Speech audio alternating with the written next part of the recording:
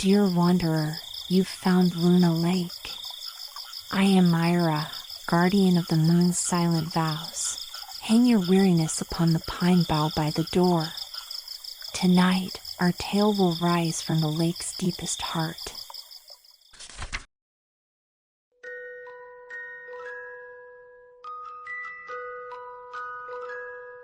The Wild Swans. Far away, in the land to which the swallows fly when it is winter, dwelt a king who had 11 sons, and 1 daughter, named Eliza. The 11 brothers were princes, and each went to school with a star on his breast and a sword by his side. They wrote with diamond pencils on golden slates and learned their lessons so quickly and read so easily that everyone knew they were princes. Their sister Eliza sat on a little stool of plate glass and had a book full of pictures, which had cost as much as half a kingdom. Happy, indeed, were these children, but they were not long to remain so, for their father, the king, married a queen who did not love the children, and who proved to be a wicked sorceress. The queen began to show her unkindness the very first day.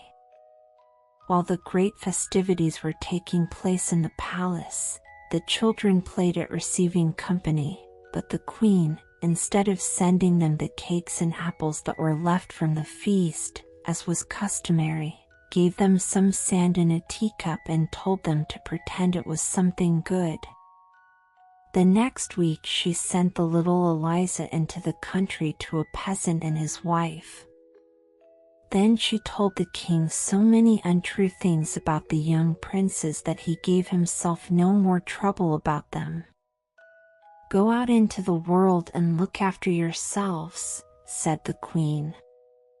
"Fly like great birds without a voice." But she could not make it so bad for them as she would have liked, for they were turned into 11 beautiful wild swans.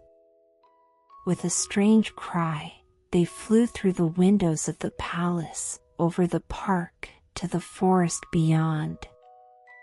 It was yet early morning when they passed the peasant's cottage where their sister lay asleep in her room.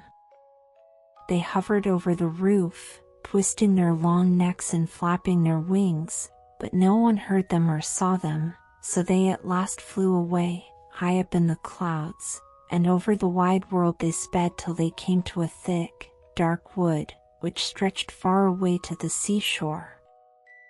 Poor little Eliza was alone in the peasant's room playing with a green leaf, for she had no other playthings. She pierced a hole in the leaf, and when she looked through it at the sun she seemed to see her brother's clear eyes, and when the warm sun shone on her cheeks she thought of all the kisses they had given her. One day passed just like another. Sometimes the winds rustled through the leaves of the rose bush and whispered to the roses, "Who can be more beautiful than you?" And the roses would shake their heads and say, "Eliza is." And when the old woman sat at the cottage door on Sunday and read her hymn book, the wind would flutter the leaves and say to the book, "Who can be more pious than you?" And then the hymn book would answer, "Eliza." And the roses and the hymn book told the truth. When she was 15 she returned home, but because she was so beautiful the witch queen became full of spite and hatred toward her. Willingly would she have turned her into a swan like her brothers, but she did not dare to do so for fear of the king. Early one morning the queen went into the bathroom. It was built of marble and had soft cushions trimmed with the most beautiful tapestry. She took 3 toads with her, and kissed them, saying to the first, "When Eliza comes to bathe, seat yourself upon her head, that she may become as stupid as you are." To the second toad she said, "Place yourself on her forehead, that she may become as ugly as you are, and that her friends may not know her." rest on her heart, she whispered to the third, then she will have evil inclinations and suffer because of them. So she put the toads into the clear water, which at once turned green. She next called Eliza and helped her undress and get into the bath. As Eliza dipped her head under the water, one of the toads sat on her hair, a second on her forehead, and a third on her breast. But she did not seem to notice them, and when she rose from the water there were 3 red poppies floating upon it. Had not the creatures been venomous, or had they not been kissed by the witch, they would have become red roses. At all events they became flowers, because they had rested on Eliza's head and on her heart. She was too good and too innocent for sorcery to have any power over her. When the wicked queen saw this, she rubbed Eliza's face with walnut juice, so that she was quite brown. Then she tangled her beautiful hair and smeared it with disgusting ointment until it was quite impossible to recognize her. The king was shocked, and declared she was not his daughter. No one but the watchdog and the swallows knew her, and they were only poor animals and could say nothing. Then poor Eliza wept and thought of her 11 brothers who were far away. Sorrowfully she stole from the palace and walked the whole day over fields and moors, till she came to the great forest. She knew not in what direction to go, but she was so unhappy and longed so for her brothers, who, like herself, had been driven out into the world, that she was determined to seek them. She had been in the wood only a short time when night came on and she quite lost the path, so she laid herself down on the soft moss, offered up her evening prayer, and leaned her head against the stump of a tree. All nature was silent, and the soft, mild air fanned her forehead. The light of hundreds of glowworms shone amidst the grass and the moss-like green fire, and if she touched a twig with her hand, ever so lightly, the brilliant insects fell down around her like shooting stars. All night long she dreamed of her brothers. She thought they were all children again, playing together. She saw them writing with their diamond pencils on golden slates, while she looked at the beautiful picture book which had cost half a kingdom. They were not writing lines and letters, as they used to do, but descriptions of the noble deeds they had performed and of all that they had discovered and seen. In the picture book, too, everything was living. The birds sang, and the people came out of the book and spoke to Eliza and her brothers, but as the leaves were turned over they darted back again to their places, that all might be in order. When she awoke, the sun was high in the heavens. She could not see it, for the lofty trees spread their branches thickly overhead, but its gleams here and there shone through the leaves like a gauzy golden mist. There was a sweet fragrance from the fresh verdure, and the birds came near and almost perched on her shoulders. She heard water rippling from a number of springs, all flowing into a lake with golden sands. Bushes grew thickly round the lake, and at one spot, where an opening had been made by a deer, Eliza went down to the water. The lake was so clear that had not the wind rustled the branches of the trees and the bushes so that they moved, they would have seemed painted in the depths of the lake, for every leaf, whether in the shade or in the sunshine, was reflected in the water. When Eliza saw her own face she was quite terrified at finding it so brown and ugly, but after she had wet her little hand and rubbed her eyes and forehead, the white skin gleamed forth once more, and when she had undressed and dipped herself in the fresh water, a more beautiful king's daughter could not have been found anywhere in the wide world. As soon as she had dressed herself again and braided her long hair, she went to the bubbling spring and drank some water out of the hollow of her hand. Then she wandered far into the forest, not knowing whither she went. She thought of her brothers and of her father and mother and felt sure that God would not forsake her. It is God who makes the wild apples grow in the wood to satisfy the hungry, and He now showed her one of these trees, which was so loaded with fruit that the boughs bent beneath the weight. Here she ate her noonday meal, and then placing props under the boughs, she went into the gloomiest depths of the forest.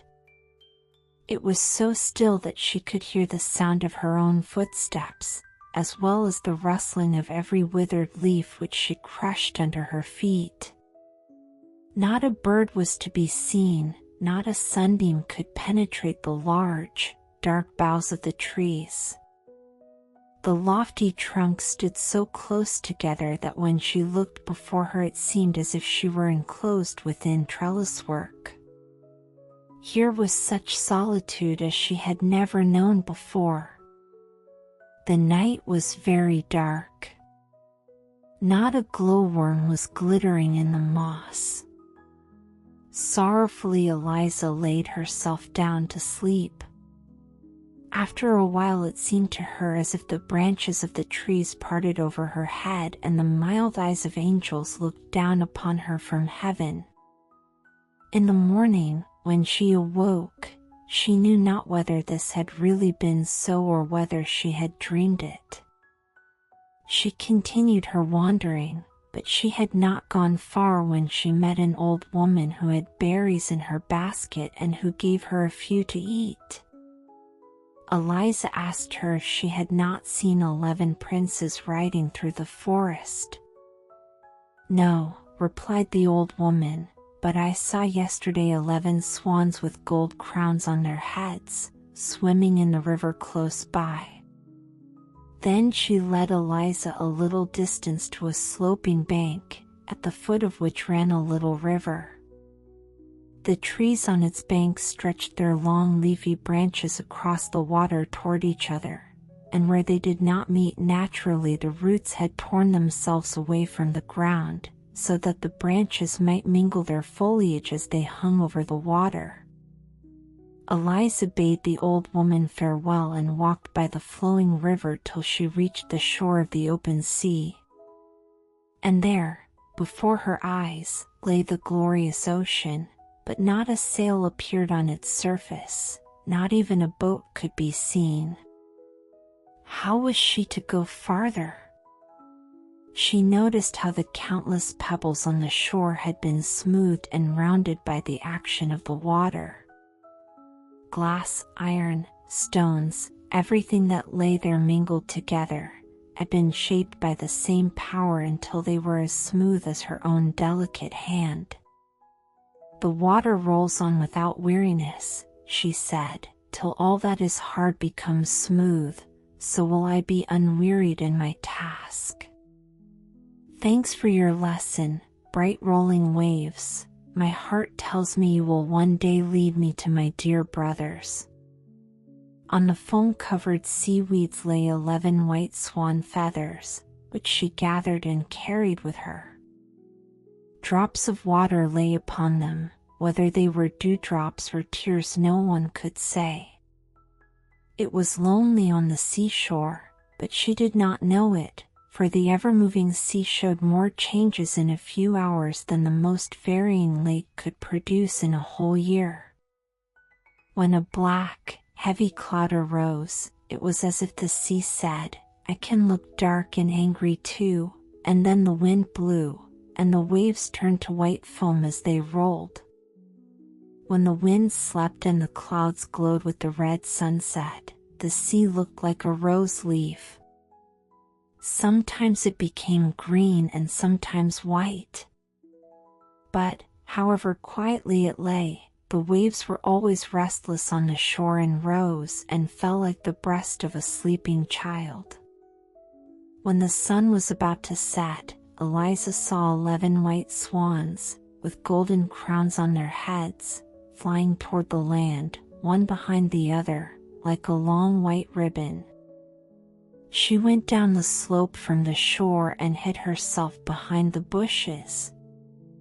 The swans alighted quite close to her, flapping their great white wings. As soon as the sun had disappeared under the water, the feathers of the swans fell off and 11 beautiful princes, Eliza's brothers, stood near her. She uttered a loud cry, for, although they were very much changed, she knew them immediately. She sprang into their arms and called them each by name. Very happy the princes were to see their little sister again. They knew her, although she had grown so tall and beautiful. They laughed and wept and told each other how cruelly they had been treated by their stepmother.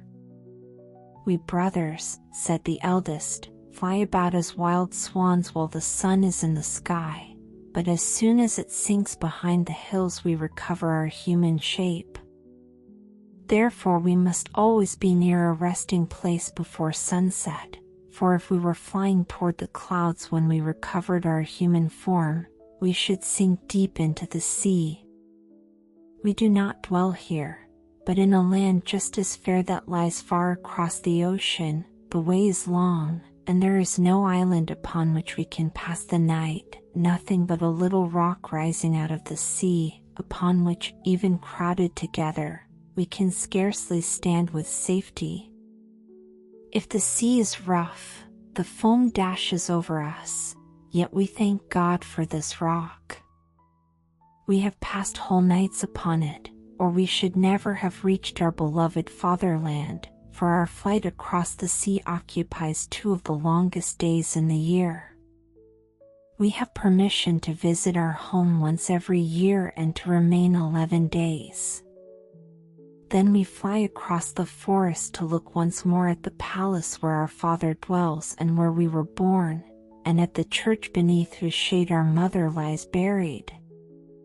The very trees and bushes here seem related to us. The wild horses leap over the plains as we have seen them in our childhood. The charcoal burners sing the old songs to which we have danced as children. This is our fatherland, to which we are drawn by loving ties, and here we have found you, our dear little sister. 2 days longer we can remain here, and then we must fly away to a beautiful land which is not our home. How can we take you with us? We have neither ship nor boat." "How can I break this spell?" asked the sister. And they talked about it nearly the whole night, slumbering only a few hours. Eliza was awakened by the rustling of the wings of swans soaring above her. Her brothers were again changed to swans. They flew in circles, wider and wider, till they were far away, but one of them, the youngest, remained behind and laid his head in his sister's lap, while she stroked his wings. They remained together the whole day. Towards evening the rest came back, and as the sun went down they resumed their natural forms. "Tomorrow," said one, "we shall fly away, not to return again till a whole year has passed. But we cannot leave you here.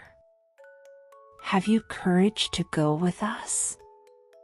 My arm is strong enough to carry you through the wood, and will not all our wings be strong enough to bear you over the sea?" "Yes, take me with you," said Eliza. They spent the whole night in weaving a large, strong net of the pliant willow and rushes. On this Eliza laid herself down to sleep, and when the sun rose and her brothers again became wild swans, they took up the net with their beaks, and flew up to the clouds with their dear sister, who still slept. When the sunbeams fell on her face, One of the swans soared over her head so that his broad wings might shade her. They were far from the land when Eliza awoke. She thought she must still be dreaming. It seemed so strange to feel herself being carried high in the air over the sea. By her side lay a branch full of beautiful ripe berries and a bundle of sweet-tasting roots. The youngest of her brothers had gathered them and placed them there. She smiled her thanks to him. She knew it was the same one that was hovering over her to shade her with his wings. They were now so high that a large ship beneath them looked like a white seagull skimming the waves. A great cloud floating behind them appeared like a vast mountain, and upon it Eliza saw her own shadow and those of the 11 swans, like gigantic flying things.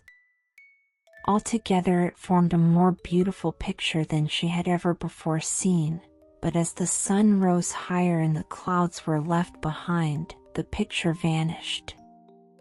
Onward the whole day they flew through the air like winged arrows, yet more slowly than usual, for they had their sister to carry. The weather grew threatening, and Eliza watched the sinking sun with great anxiety, for the little rock in the ocean was not yet in sight. It seemed to her as if the swans were exerting themselves to the utmost. Alas! She was the cause of their not advancing more quickly. When the sun set they would change to men, fall into the sea, and be drowned. Then she offered a prayer from her inmost heart, but still no rock appeared. Dark clouds came nearer, the gusts of wind told of the coming storm, while from a thick, heavy mass of clouds the lightning burst forth, flash after flash. The sun had reached the edge of the sea when the swans darted down so swiftly that Eliza's heart trembled. She believed they were falling, but they again soared onward. Presently, and by this time the sun was half hidden by the waves, she caught sight of the rock just below them. It did not look larger than a seal's head thrust out of the water. The sun sank so rapidly that at the moment their feet touched the rock it shone only like a star, and at last disappeared like the dying spark in a piece of burnt paper. Her brothers stood close around her with arms linked together, for there was not the smallest space to spare. The sea dashed against the rock and covered them with spray. The heavens were lighted up with continual flashes, and thunder rolled from the clouds. But the sister and brothers stood holding each other's hands, and singing hymns. In the early dawn the air became calm and still, and at sunrise the swans flew away from the rock, bearing their sister with them. The sea was still rough, and from their great height the white foam on the dark green waves looked like millions of swans swimming on the water. As the sun rose higher, Eliza saw before her, floating in the air, a range of mountains with shining masses of ice on their summits. In the center rose a castle that seemed a mile long, with rows of columns rising one above another, while around it palm trees waved and flowers as large as mill wheels bloomed. She asked if this was the land to which they were hastening. The swans shook their heads, for what she beheld were the beautiful, ever-changing cloud palaces of the Fata Morgana, into which no mortal can enter. Eliza was still gazing at the scene when mountains, forests, and castles melted away, and 20 stately churches rose in their stead, with high towers and pointed Gothic windows. She even fancied she could hear the tones of the organ, but it was the music of the murmuring sea. As they drew nearer to the churches, these too were changed and became a fleet of ships, which seemed to be sailing beneath her. but when she looked again she saw only a sea mist gliding over the ocean. One scene melted into another, until at last she saw the real land to which they were bound, with its blue mountains, its cedar forests, and its cities and palaces. Long before the sun went down she was sitting on a rock in front of a large cave, the floor of which was overgrown with delicate green creeping plants, like an embroidered carpet. "Now we shall expect to hear what you dream of tonight," said the youngest brother, as he showed his sister her bedroom. "Heaven grant that I may dream how to release you," she replied. And this thought took such hold upon her mind that she prayed earnestly to God for help, and even in her sleep she continued to pray. Then it seemed to her that she was flying high in the air toward the cloudy palace of the Fata Morgana, and that a fairy came out to meet her, radiant and beautiful, yet much like the old woman who had given her berries in the wood, and who had told her of the swans with golden crowns on their heads. "Your brothers can be released," said she, "if you only have courage and perseverance. Water is softer than your own delicate hands, and yet it polishes and shapes stones. But it feels no pain such as your fingers will feel. It has no soul and cannot suffer such agony and torment as you will have to endure. Do you see the stinging nettle which I hold in my hand? Quantities of the same sort grow round the cave in which you sleep, but only these, and those that grow on the graves of a churchyard, will be of any use to you. These you must gather, even while they burn blisters on your hands. Break them to pieces with your hands and feet, and they will become flax, from which you must spin and weave 11 coats with long sleeves. If these are then thrown over the 11 swans, the spell will be broken. But remember well, that from the moment you commence your task until it is finished, even though it occupy years of your life, you must not speak. The first word you utter will pierce the hearts of your brothers like a deadly dagger. Their lives hang upon your tongue. Remember all that I have told you." And as she finished speaking, she touched Eliza's hand lightly with the nettle, and a pain as of burning fire awoke her. It was broad daylight, and near her lay a nettle like the one she had seen in her dream. She fell on her knees and offered thanks to God. Then she went forth from the cave to begin work with her delicate hands. She groped in amongst the ugly nettles, which burned great blisters on her hands and arms, but she determined to bear the pain gladly if she could only release her dear brothers. So she bruised the nettles with her bare feet and spun the flax. At sunset her brothers returned, and were much frightened when she did not speak. They believed her to be under the spell of some new sorcery, but when they saw her hands they understood what she was doing in their behalf. The youngest brother wept, and where his tears touched her the pain ceased and the burning blisters vanished. Eliza kept to her work all night, for she could not rest till she had released her brothers. During the whole of the following day, while her brothers were absent, she sat in solitude, but never before had the time flown so quickly. One coat was already finished and she had begun the second, when she heard a huntsman's horn and was struck with fear. As the sound came nearer and nearer, she also heard dogs barking, and fled with terror into the cave. She hastily bound together the nettles she had gathered, and sat upon them. In a moment there came bounding toward her out of the ravine a great dog, and then another and another. They ran back and forth barking furiously, until in a few minutes all the huntsmen stood before the cave. The handsomest of them was the king of the country, who, when he saw the beautiful maiden, advanced toward her, saying, "How did you come here, my sweet child?" Eliza shook her head. She dared not speak, for it would cost her brothers their deliverance and their lives. And she hid her hands under her apron, so that the king might not see how she was suffering. "Come with me," he said, "here you cannot remain. If you are as good as you are beautiful, I will dress you in silk and velvet, I will place a golden crown on your head, and you shall rule and make your home in my richest castle." Then he lifted her onto his horse.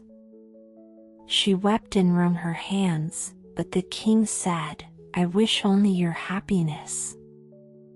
A time will come when you will thank me for this." He galloped away over the mountains, holding her before him on his horse, and the hunters followed behind them. As the sun went down, they approached a fair, royal city with churches and cupolas. On arriving at the castle, the king led her into marble halls, where large fountains played and where the walls and the ceilings were covered with rich paintings. But she had no eyes for all these glorious sights. She could only mourn and weep.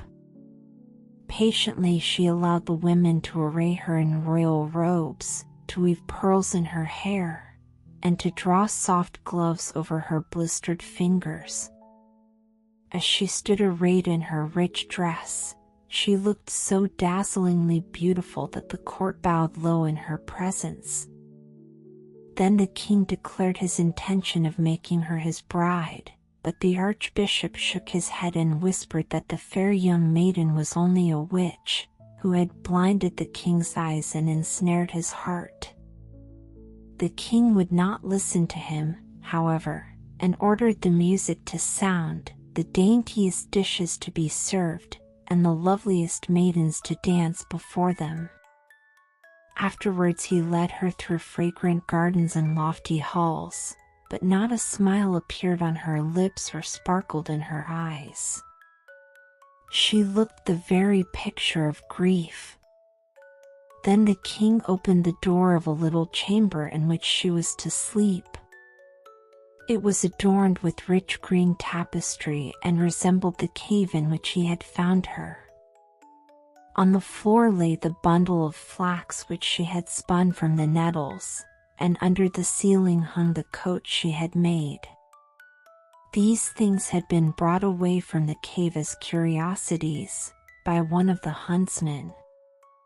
"Here you can dream yourself back again in the old home in the cave," said the king. "Here is the work with which you employed yourself.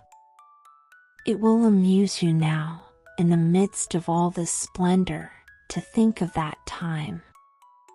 When Eliza saw all these things which lay so near her heart, a smile played around her mouth, and the crimson blood rushed to her cheeks.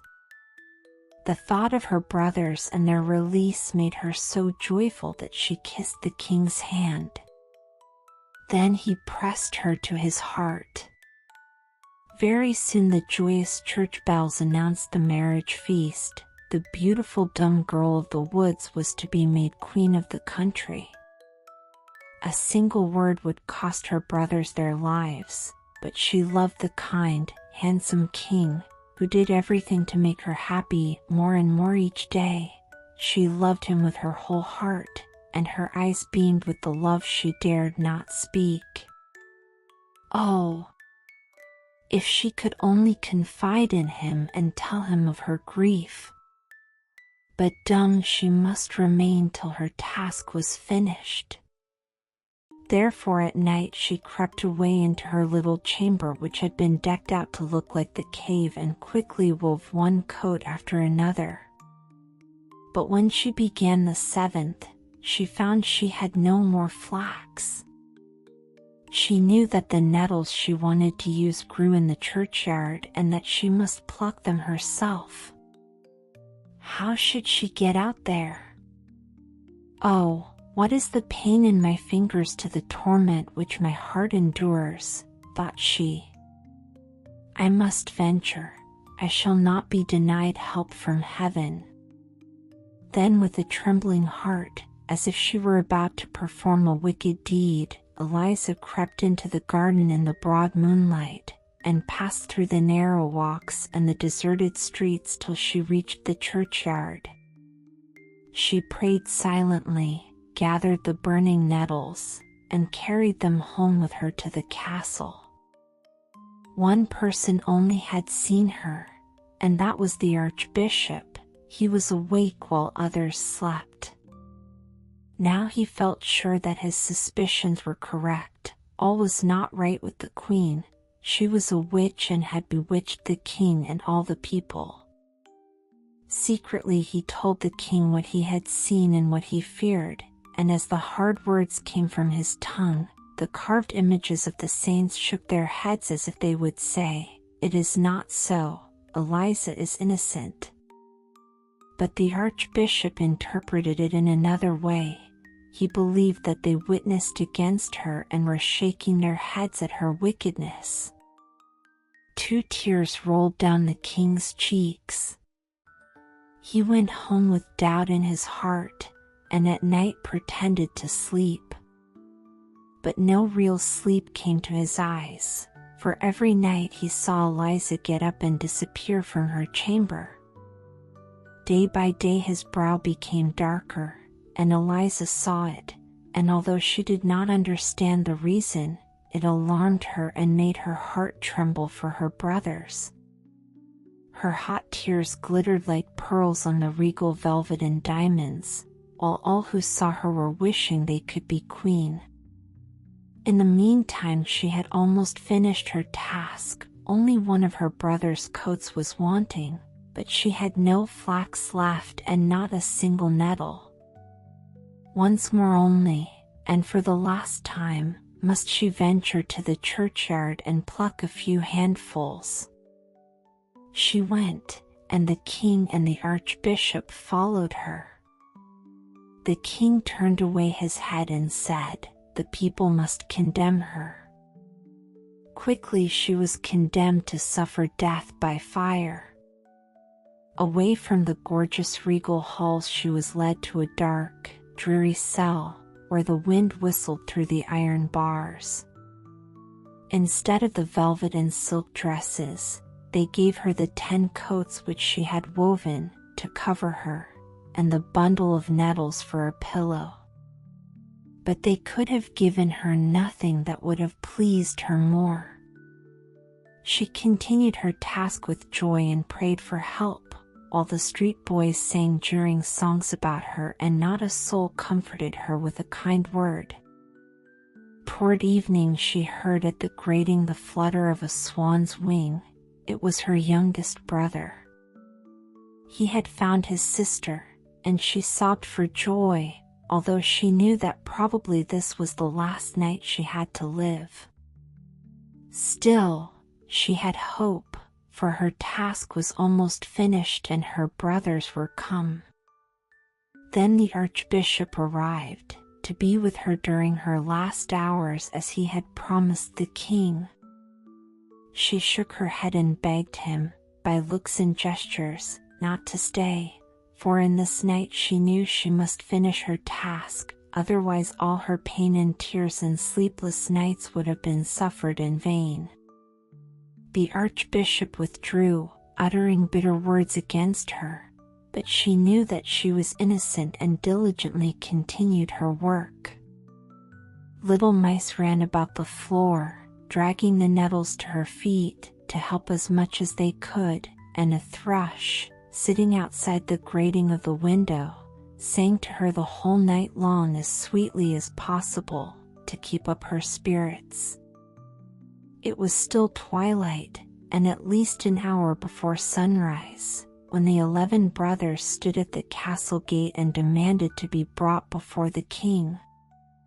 They were told it could not be, it was yet night, the king slept and could not be disturbed.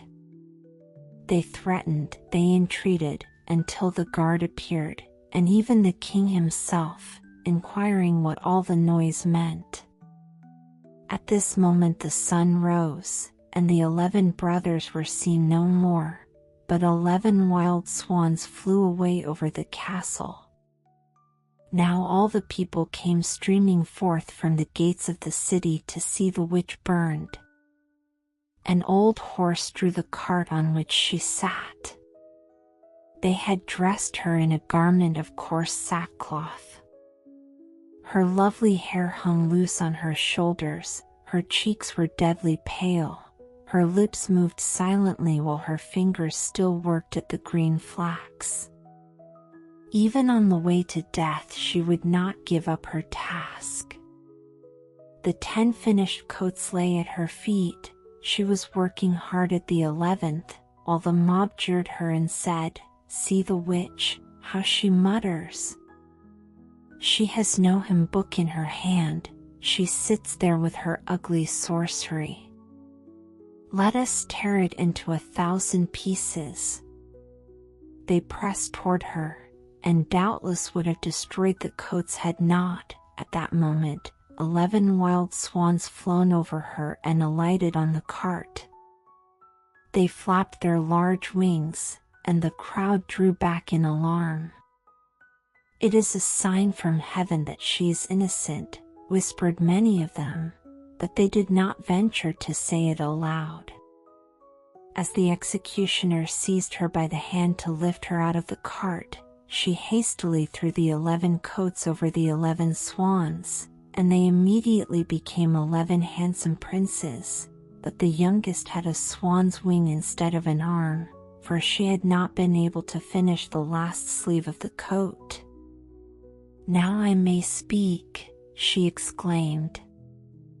"I am innocent." Then the people, who saw what had happened, bowed to her as before a saint, but she sank unconscious in her brother's arms, overcome with suspense, anguish, and pain. "Yes, she is innocent," said the eldest brother, and related all that had taken place. While he spoke, there rose in the air a fragrance as from millions of roses. Every piece of faggot in the pile made to burn her had taken root, and threw out branches until the whole appeared like a thick hedge, large and high, covered with roses, while above all bloomed a white, shining flower that glittered like a star. This flower the king plucked, and when he placed it in Eliza's bosom she awoke from her swoon with peace and happiness in her heart. Then all the church bells rang of themselves, and the birds came in great flocks. And a marriage procession, such as no king had ever before seen, returned to the castle.